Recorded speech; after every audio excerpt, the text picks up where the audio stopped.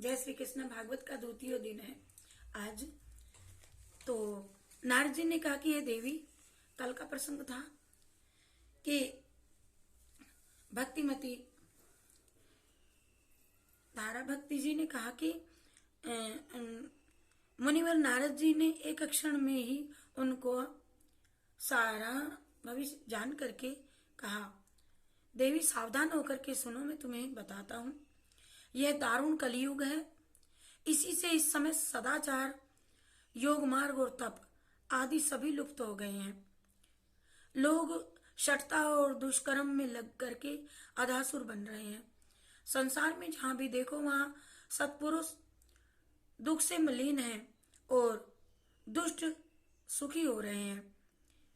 इस समय जिस बुद्धिमान पुरुष का धैर्य बना रहे वही बड़ा ज्ञानी है और वही पंडित है। पृथ्वी क्रम से प्रतिवर्ष शेष जी के लिए भार रूप होती जा रही है।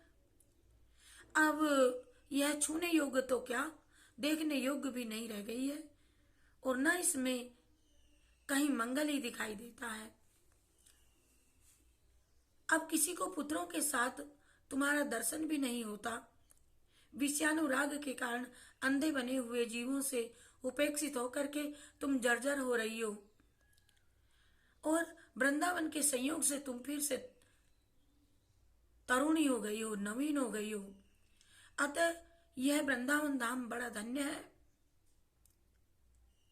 जहां भक्ति सर्वत्र नृत्य करती रहती है। परंतु तुम्हारे इन दोनों पुत्रों का कोई यहाँ पर ग्राहक नहीं है, इसीलिए इनका बुढ़ापा नहीं छूट रहा। अतः ये मूर्छित से हो रहे हैं।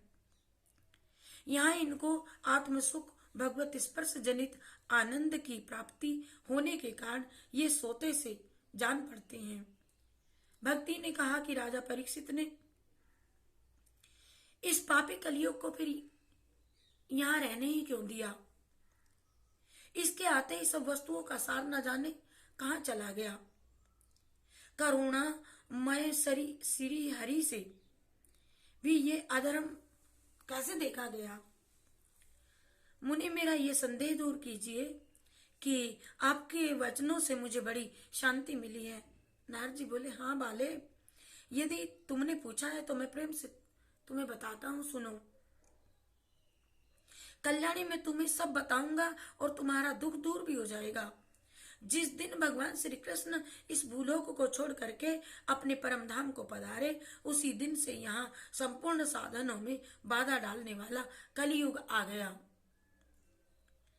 दिग्विजय के समय राजा परीक्षित की दृष्टि पड़ने पर कलयुग दीन के समान उनकी शरण में आ गया और भ्रमर के समान सारग्राही राजा ने यह निश्चय किया कि जिसका वध मुझे नहीं करना चाहिए, ऐसा निश्चय कर लिया कि मेरे राज्य में सभी का आदर सम्मान सत्कार है और कलयुग को जो चाहेगा मैं दूंगा। ये राजा का फर्ज होता है। ऐसा उन्होंने निश्चय किया कि इसका वध मुझे नहीं करना चाहिए, अर्थात मुझे सभी को कुछ ना कुछ तो देना ही था और उसको वहीं पर रहने के लिए कह दिया। क्योंकि जो फल तपस्या, योग और समाधि से भी नहीं मिलता, कलयुग में वही फल श्री हरि जी के कीर्तन मात्र से भली भांति मिल जाता है। और इस प्रकार सारहीन होने पर भी उसे इस एक ही दृष्टि से सारयुक्त देख करके उन्होंने कलयुग में उत्पन्न होने वाले जीवों के सुख के लिए ही इसको कलयुग को रहने दिया अपने राज्य में। और इस समय लोगों के कुकर्म से प्रवृत्त होने के कारण सभी वस्तुओं का सार निकल गया। फिर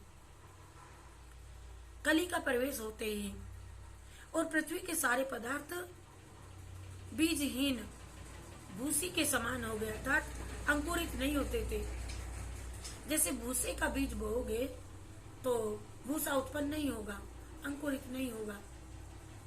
सब बीज रहित हो गए और ब्राह्मण केवल अन्न, धन आदि के लोभ में घर घर एवं जन जन को भागवत की कथा सुनाने लगे।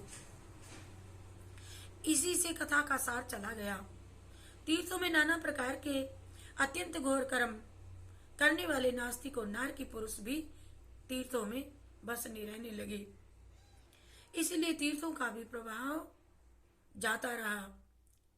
जिनका चित्त निरंतर काम क्रोध महान लोभ और तृष्णा में तपता रहता है, वे भी तपस्या का ढोंग करने लगे और इसीलिए तप का भी सार निकल गया।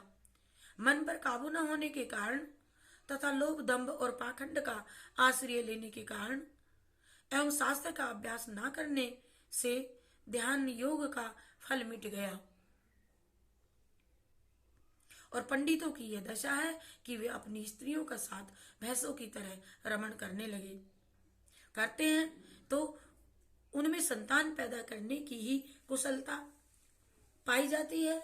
मुक्ति साधन से सर्वथा अकुशल है वे, उनको मुक्ति नहीं मिलती।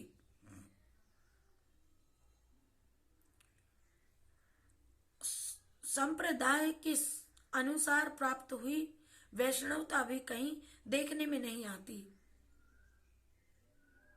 इस प्रकार जगह जगह सभी वस्तुओं का सार लुप्त हो गया। यह तो इस युग का स्वभाव ही है, इसमें किसी का कोई दोष नहीं है। इसी से पुंडरीकाक्ष भगवान बहुत समीप रहते हुए भी यह सब सह रहे हैं। और सूत जी कहते हैं कि सोनक दी, इस प्रकार देव ऋषि नारद ने के वचन सुन करके भक्ति को बड़ा आश्चर्य हुआ। फिर उसने जो कुछ कहा यह भी सुनिए।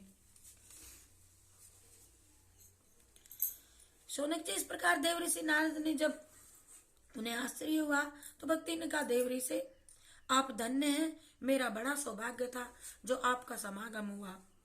संसार में साधुओं का दर्शन ही समस्त सिद्धियों का कारण है।